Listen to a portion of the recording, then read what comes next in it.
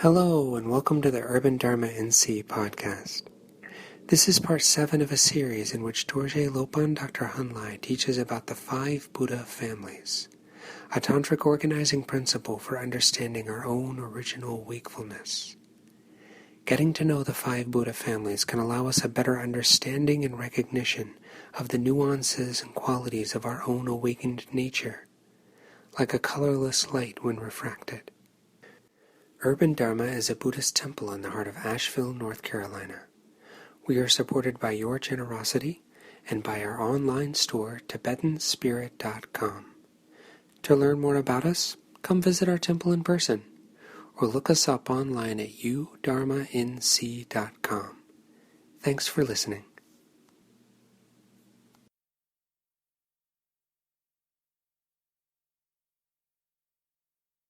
Page 1 in the yellow book.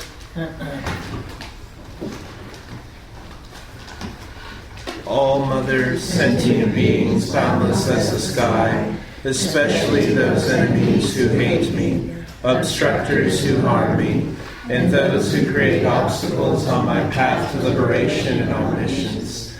May they experience happiness and be separated from suffering. I will quickly establish them in the state of the most perfect and precious Buddhahood.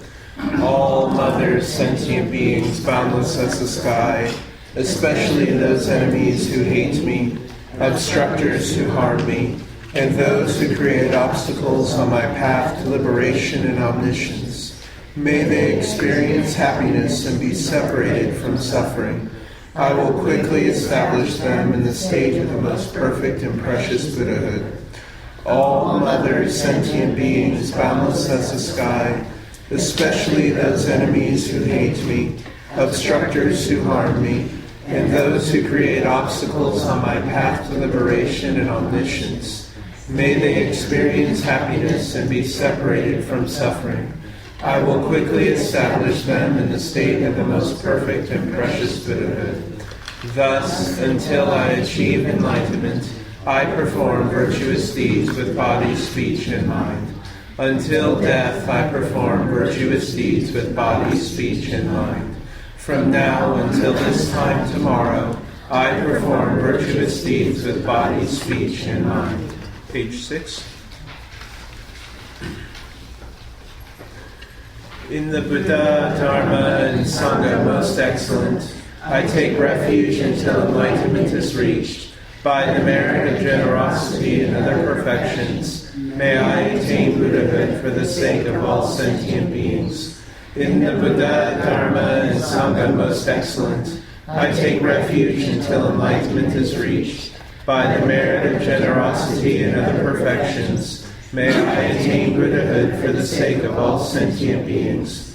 In the Buddha, Dharma, and Sangha most excellent, I take refuge until enlightenment is reached. By the merit of generosity and other perfections, may I attain Buddhahood for the sake of all sentient beings. May all mothers, sentient beings, boundless as the sky, have happiness in the causes of happiness. May they be liberated from suffering and the causes of suffering. May they never be separated from the happiness that is free from sorrow. May they rest in equanimity, free from attachment and aversion. May all mothers, sentient beings, boundless as the sky, have happiness and the causes of happiness. May they be liberated from suffering and the causes of suffering. May they never be separated from the happiness that is free from sorrow. May they rest in equanimity, free from attachment and aversion. May all mothers, sentient beings, boundless as the sky, have happiness and the causes of happiness. May they be liberated from suffering and the causes of suffering. May they never be separated from the happiness that is free from sorrow. May they rest in equanimity, free from attachment and aversion. Page 26. Page 9, at the bottom 9. of 9.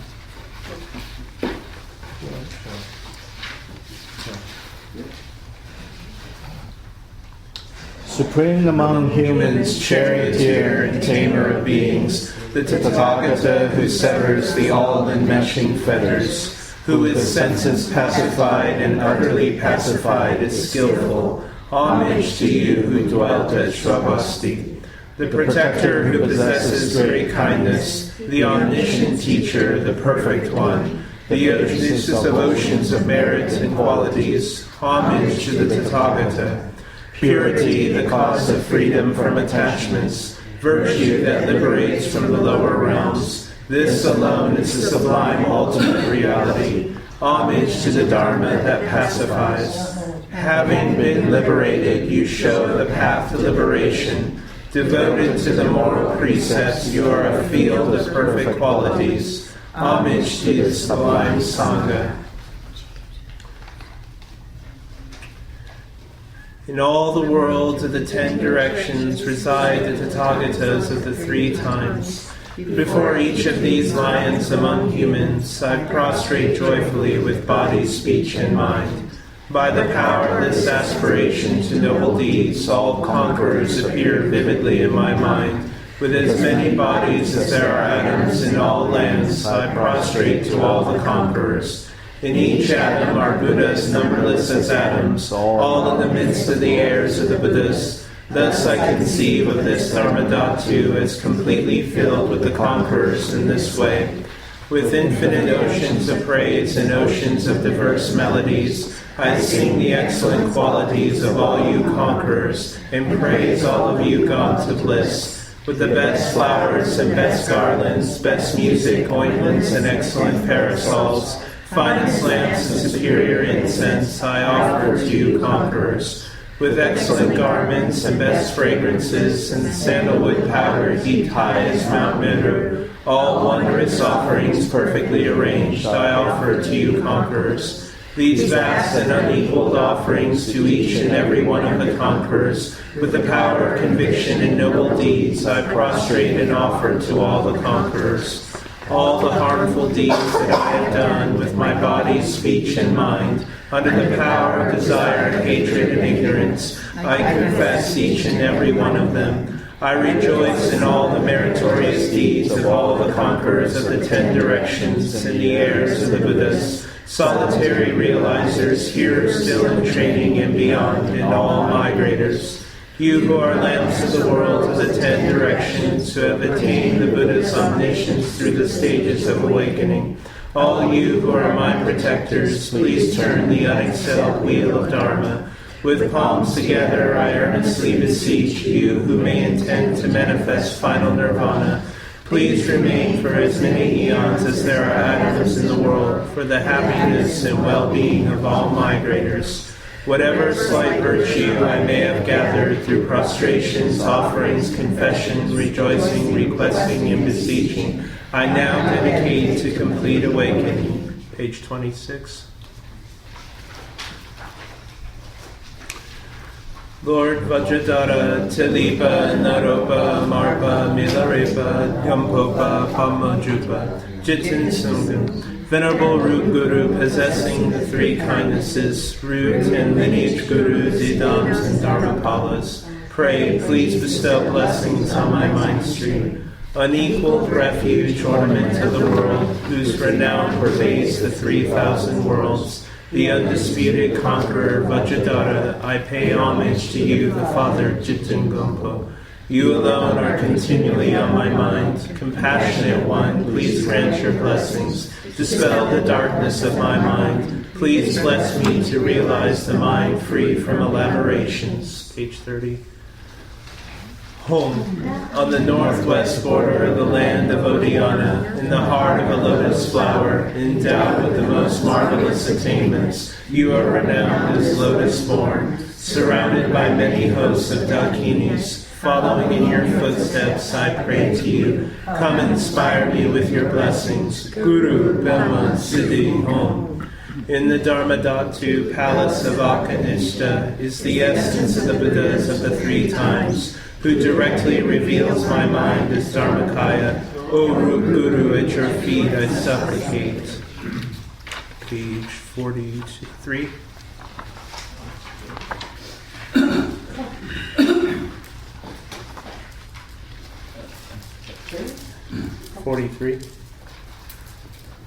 This ground sprinkled with scented waters and strewn with flowers, adorned with the supreme mountain and 4 continents, I visualize as a Buddha land and offer it. May all migrators experience such a pure land. To the gurus who possess the 3 kayas, I offer the outer, inner, secret, and thusness offerings.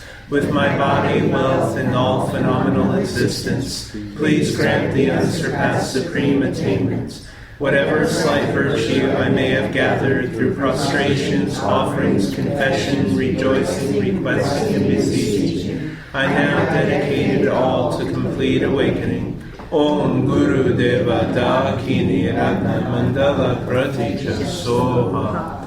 Please turn the wheel of Dharma of the greater, lesser, and common vehicles in accordance with the dispositions and mental capacities of sentient beings.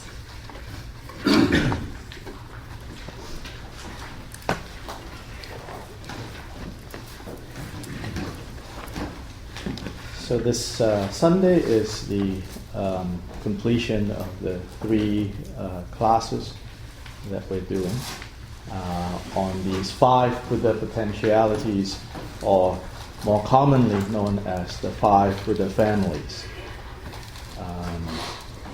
In the last 2 Sundays, we have been introduced to kind of the basic a basic understanding of why this particular topic of the 5 Buddha families, how it functions, and where to place this particular teaching within the broader body of the Buddha's teachings. So to reiterate some of those points, so that in case this is the first time you are here for this particular series, so Buddha's teachings can be the many ways of kind of organizing everything that he taught, including everything that is attributed to him. There are many ways of organizing them. The predominant way of organizing them in the late Indian Buddhist period, and particularly associated with the greatest university and largest of that time in the world, Nalanda University. The tradition of Nalanda University is to divide Buddha's teachings, one could say, into what's known as the 3 vehicles. So there is the lesser or the individual vehicle, the greater or the universal vehicle, and then the indestructible vehicle. So in Sanskrit, Hinayana, Mahayana, and Vajrayana. Now these terms, Hinayana, Mahayana, and Vajrayana, were historical terms that were used by certain Buddhist groups, often to refer to, in some cases, people other than themselves, and that's probably when they would use the term followers of the lesser vehicle. There weren't quite anyone who were proudly bearing the title followers of the lesser vehicle. So although there are historical reference to these terms, the way the Nalanda tradition uses it, and then that tradition gets brought to Tibet, and so then the way it is used in Tibet, it is more useful to understand these terms not as referring to particular Buddhist denominations, but rather to 3 different modes of approaching the material. And so between the lesser and the greater, what is being emphasized or distinguished between these 2 sets or these 2 modes of practicing the Dharma, at the heart of it is in the lesser vehicle or the individual vehicle, the focus is on our own condition.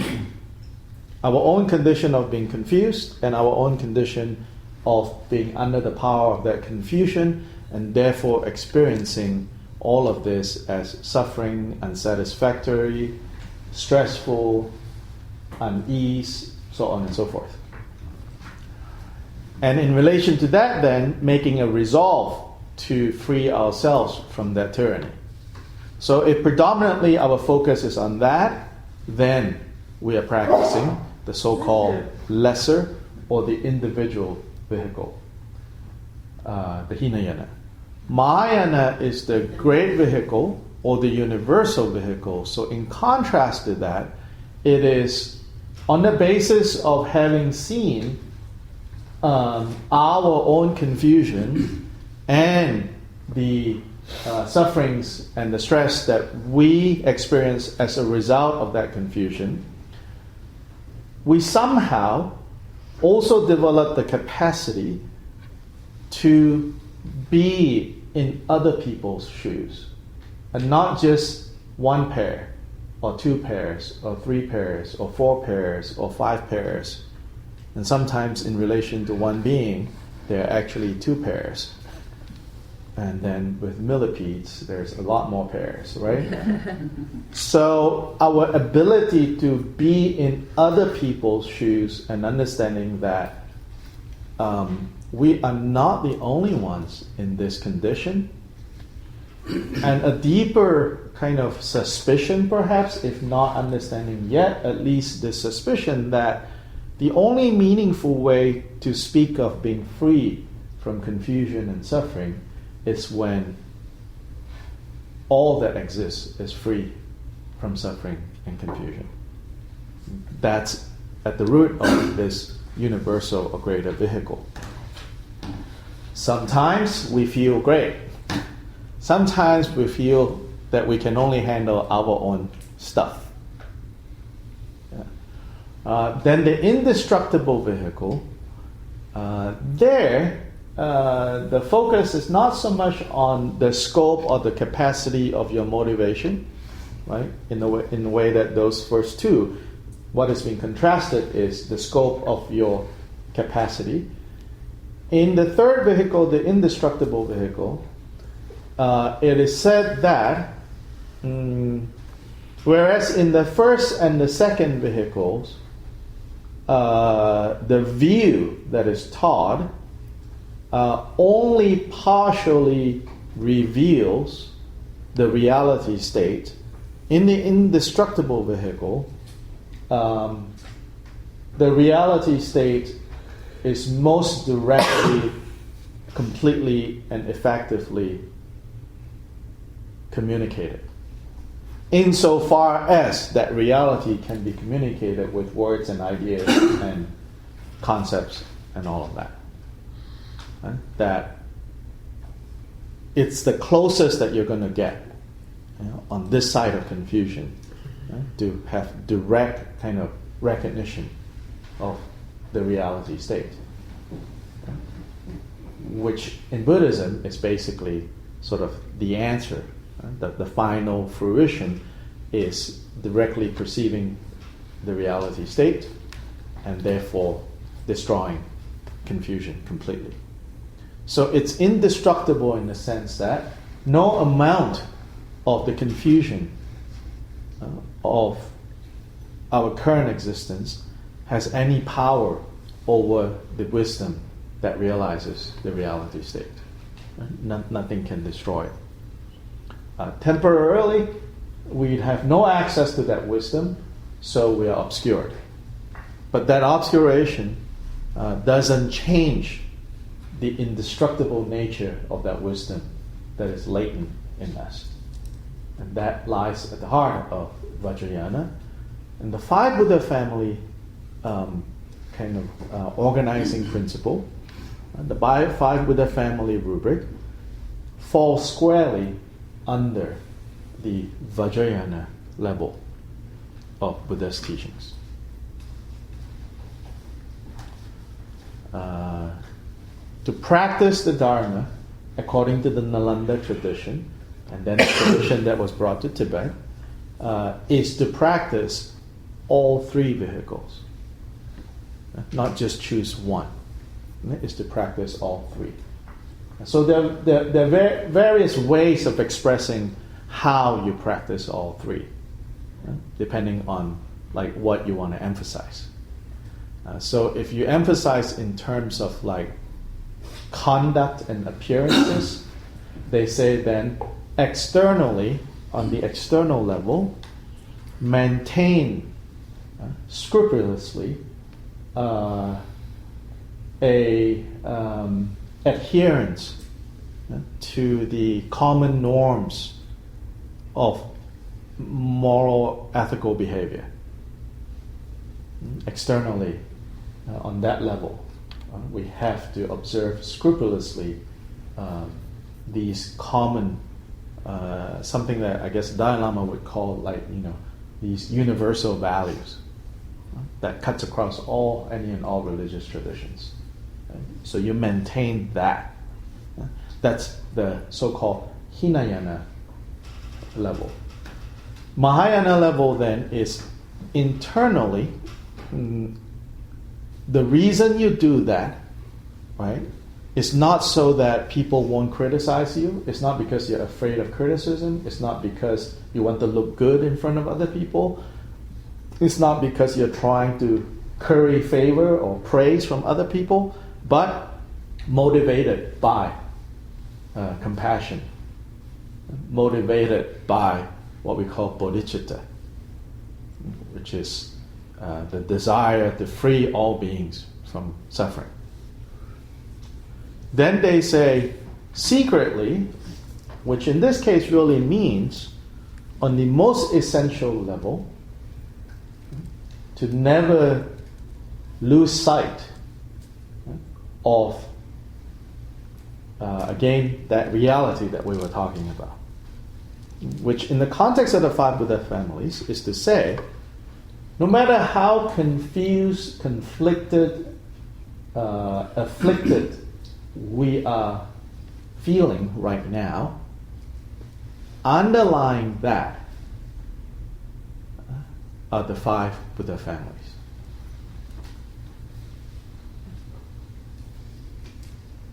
So this is a fairly kind of significant shift. So then another way to divide Buddhist teachings is to divide them into what's known as the exoteric tradition and the esoteric tradition. Or, some other common terms, for those of you who are familiar, the Sutrayana and the Mantrayana. The way of sutras and the way of mantras. The vehicle of sutras and the vehicle of mantra. Sometimes it's called the vehicle of characteristics. Sutra. As in, what the focus is there is in understanding the characteristics of all of existence. And using concepts to convey the reality state. Then the mantra level, the esoteric as opposed to the exoteric, is the Vajrayana level. Yeah? The Vajrayana level. Sometimes you divide these two. Then, in the sutra level understanding, the focus, you could say, is on samsara. Where you start in the Sutrayana approach is to start where you are. And where you are is, it says, well, look into your own experience right now. And what are you experiencing? Then we will see. Then we say, okay, where does that come from? And if you start going back and trace it back, then you trace it to the three poisons, right? The ignorance, attachment, and aversion. And then those three, you can trace it back even further to basic unawareness. So in Tibetan, marikpa, lack of awareness. Due to lack of awareness, the three poisons arose. or due to lack of awareness, the basic poison of ignorance arose. Due to ignorance, then attachment and aversion kind of separates out. Then you have the three poisons. Then you have the five afflictive emotions, and so on and so forth. So that's the sutra approach, which is to begin with where you are, where we are. And in that sense, it doesn't take so much of a leap of faith. You can kind of see, well, okay, that's where it comes from. The Vajrayana level says, actually, even more basic than unawareness. Right? Remember, unawareness is over here, right? As the thing that resulted in the three poisons. Unawareness. Vajrayana is going to say, awareness is even more basic than unawareness. Rigpa is more basic than marikpa.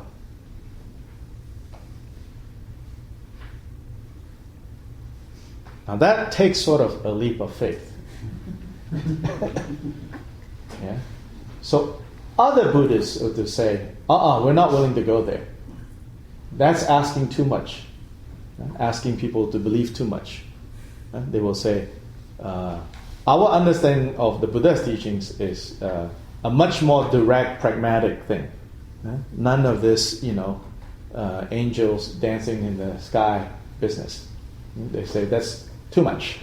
Yeah?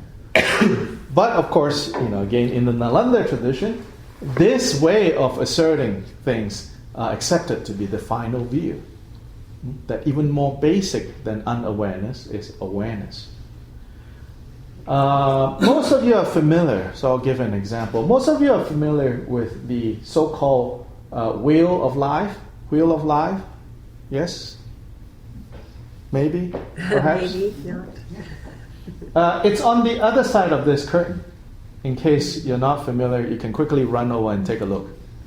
Yeah? Good. Yeah, run over and take a look. In most Tibetan Himalayan region monasteries, that's usually painted on the outside of the main temple, on the wall, as you walk in. It's sort of like a reminder that this is our condition, this is our situation. And then you walk into the temple, it's sort of symbolically, yeah? You turn away from samsara. This is actually not a Tibetan innovation. There are Indian Buddhist texts that talk about the Buddha advising that this diagram be painted outside of monasteries for the instruction of others who might not be, literate, but they can look at that and see. And so Ashley, what are you seeing with the wheel of life? Like the biggest, the most, maybe not so obvious, but so there's the wheel, right? But the wheel is what? Clutched by? It's clutched by a creature. A creature. So that creature is sometimes identified as the Lord of Death, Yama, and sometimes it's called time, the great consumer. So, in other words, anyone and everyone within this cycle is under the control of the Lord of Death, of change. Okay? So that is the depiction of samsara. Okay. Now, what is at the smallest circle, the innermost circle? What are you seeing there? A bird, a snake, and Chicken. pig, possibly. Pig.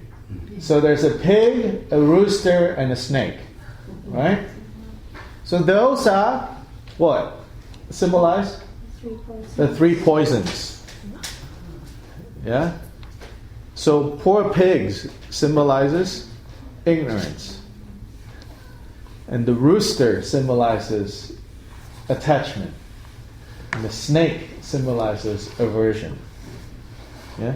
So it's saying that this whole of samsara, this whole of confused existence, is centered on these three poisons. Yeah? So that painting is squarely a Sutrayana level of presenting what is it that we have here right now. Yeah? I have suggested that we need perhaps to be a little bit more literal in our translation of what that painting is. In Sanskrit, it's called Bhava Chakra. Chakra is circle, or wheel, no? Or cycle. Yeah. In the same way that a mandala also consists of a circle. Yeah.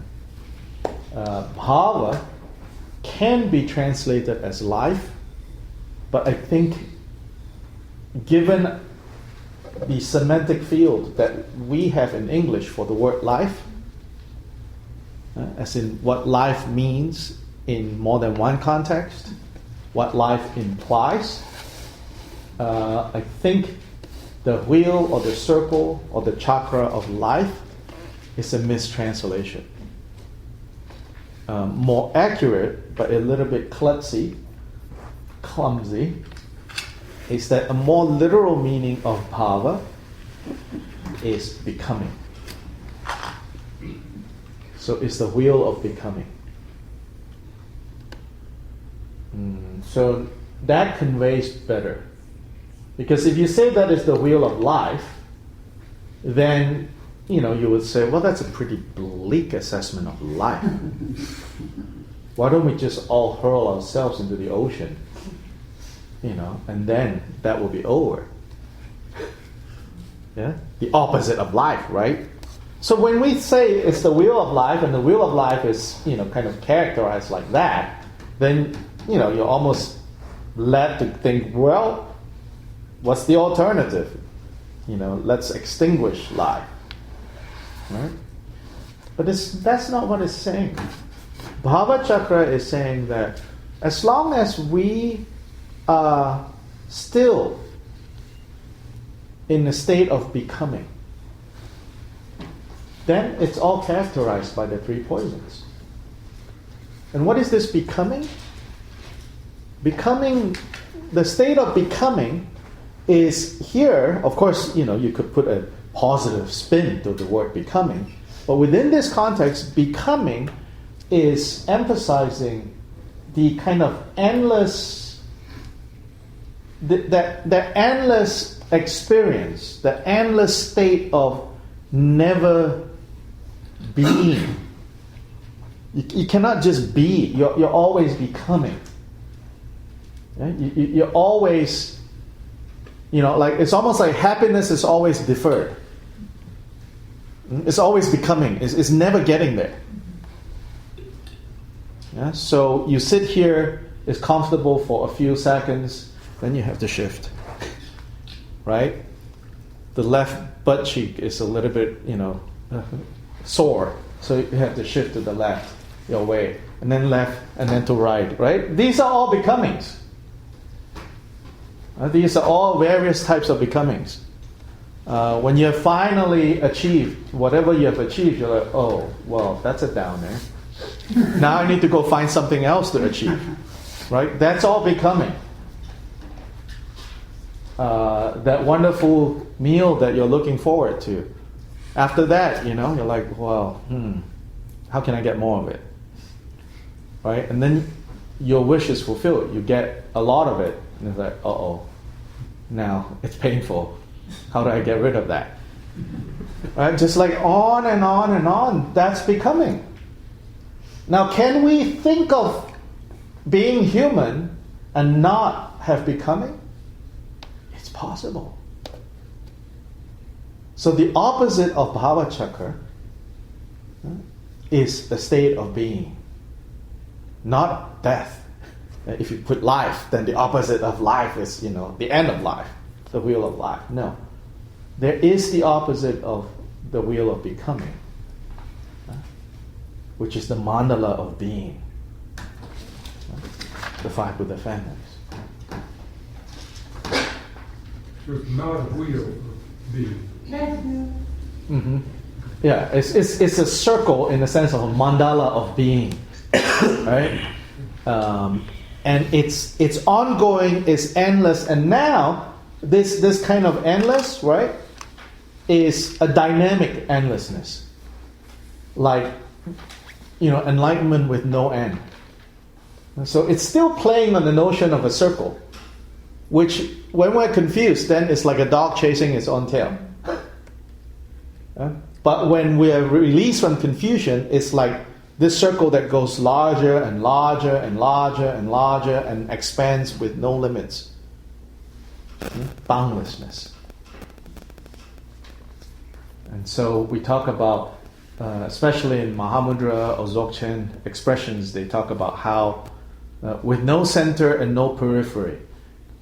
In the mandala that is without center or periphery. The mandala in Tibetan is actually kilkor.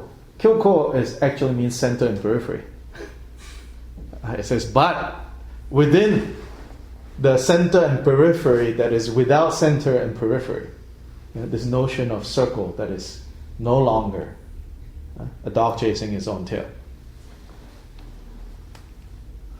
Now, I saw in some places in Bhutan, I've been to central Tibet 4 or 5 times, seen a lot of monasteries. They're all painted this way.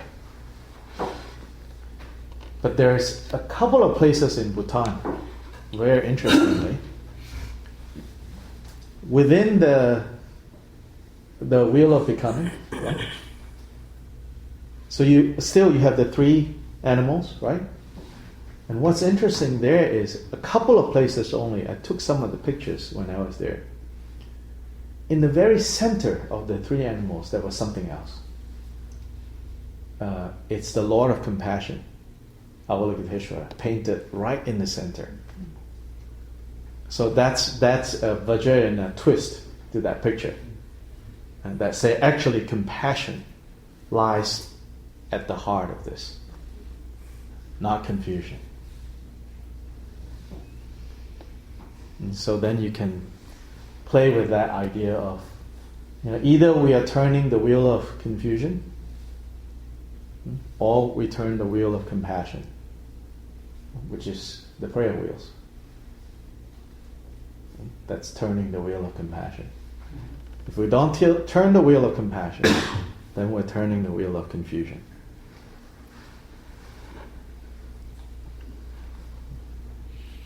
So in the Vajrayana case, they begin to talk in a kind of an outrageous way. That at the core of this is actually not confusion. More basic than unawareness is awareness. And so then,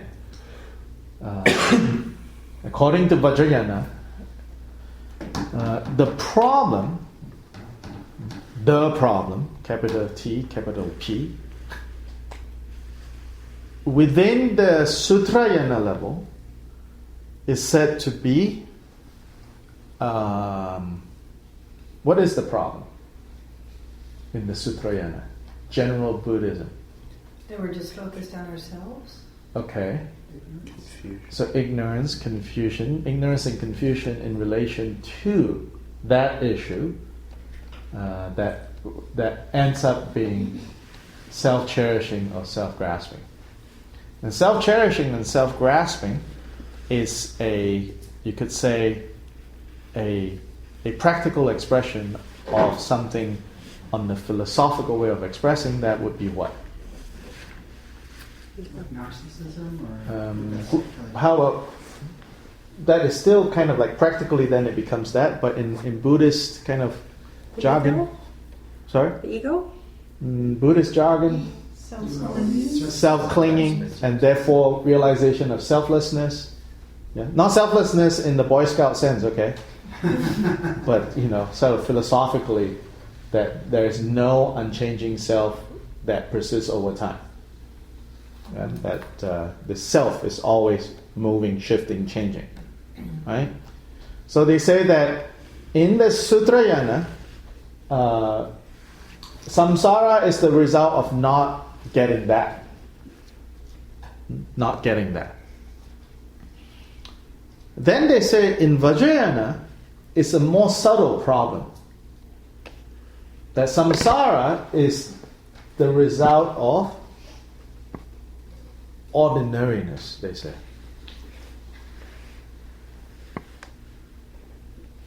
Meaning thinking of yourself as ordinary. And here it's not the ordinary that, say the Zen tradition praises. Yeah, it's not that ordinary. It's not the Mahamudra ordinary mind, it's Buddha mind. Here ordinariness means, if you have to use a different English word, it's what? Like boredom or Mundane. Mundaneness. That actually they say that's even a more subtle point. So Vajrayana in a way is more subtle. So first you have to give up mistaken notions of self. They say that's the gross problem. So when we say you practice all three vehicles, remember I said that? And so here also you practice both exoteric and esoteric, indivisible. Sutra, Tantra, indivisible. Then what that means is, on the one hand, you have to disabuse yourself of any and all mistaken views about the self. And that gets rid of gross ignorance. Subtle ignorance can only be rid of when we are done with mundaneness.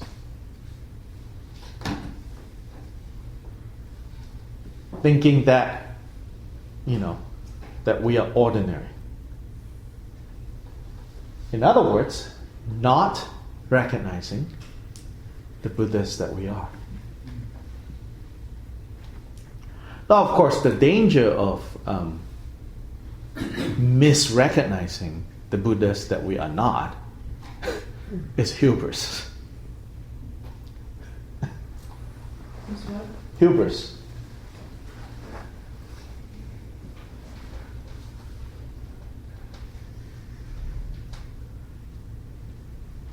Yeah, but ordinariness is said to be mundaneness. So you have to overthrow the tyranny of mundaneness.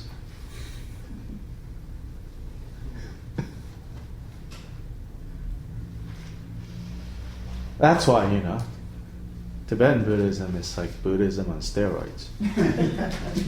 Nothing is ordinary. The colors, the heads, the legs, the hands, it's all multiple. Extraordinariness. I mean, it could be extraordinarily kind of eerie or,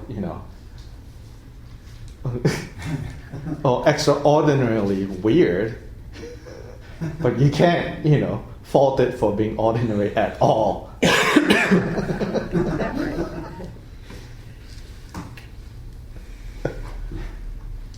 Another way to state that is the inconceivable.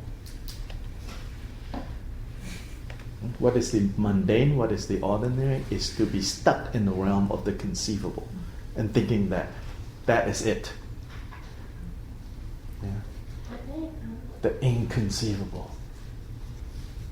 It's already hinted at in the Sutrayana level, but not directly kind of exposed. And in Vajrayana is said to be exposed.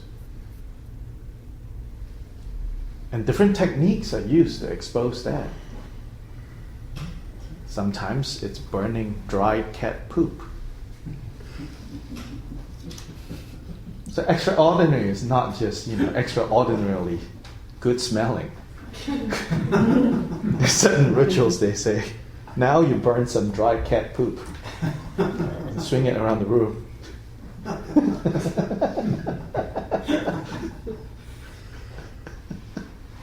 It's extraordinary. And the wrong thing. Yeah, in the midst of cat poop, fumigating the room, and you get Buddha, then you got it, That's different. Yeah. Put some in the gallery. Yeah. What? Put some in the gallery. Yeah, put some in the gallery. You can bag them up for sale, Extraordinary incense.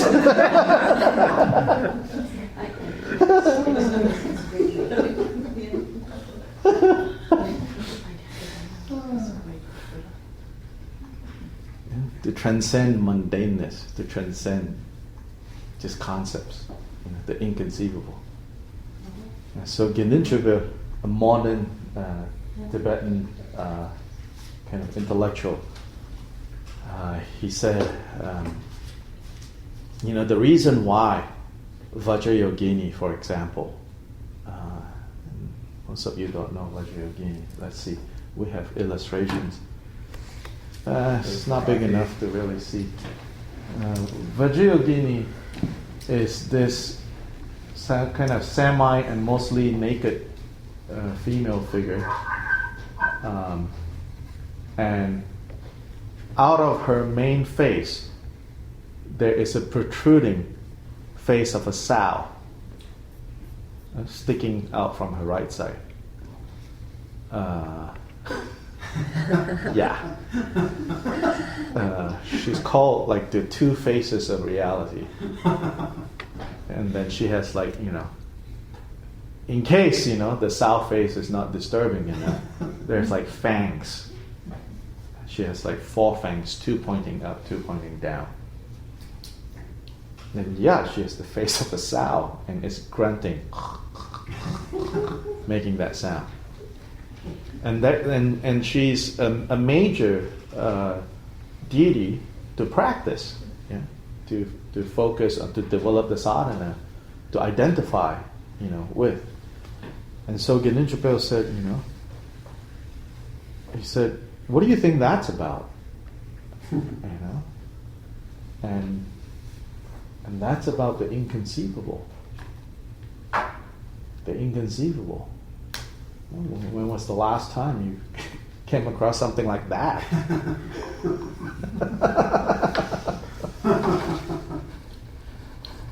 The inconceivable.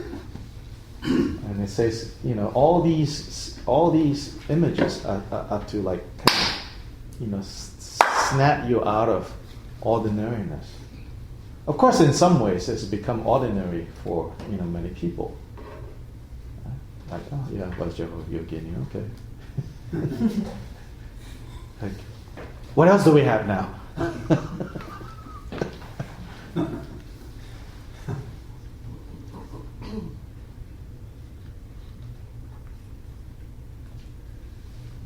Donald Trump as Buddha.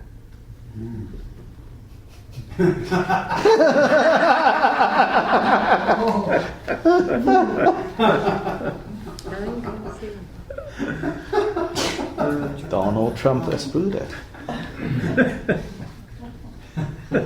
If you're a Donald Trump fan, then you can't use Donald Trump. You have to use Hillary Clinton as Buddha.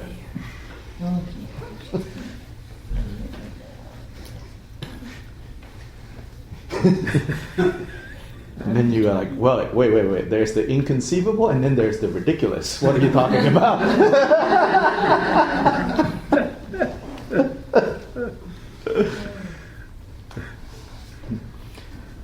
Yeah, so this 5 Buddha family teachings fall under Vajrayana. But it's not as if that it's Vajrayana only, because Vajrayana really can't exist by itself. Because it's sort of like subverting, in a way, certain things taught in the Sutrayana. Yeah, the esoteric sometimes is kind of like subverting certain patterns established in the Sutrayana, but it's not like they are opposed. Yeah, it's a certain kind of dynamic being built. Yeah, and when these two come and interact with each other, it produces, it results in a more profound view, a more profound understanding. So that's why there's so much emphasis in the Indo-Tibetan tradition on understanding, kind of more sequentially. Now, certainly this notion of inconceivable and all of that you find across Buddhist traditions, particularly, in the Chan Zen tradition, lots and lots of stories of kind of Zen masters behaving outrageously or, seemingly like meaningless encounters and dialogues with their students. So you find this notion of, the inconceivable being kind of communicated and exercised within different cultural contexts.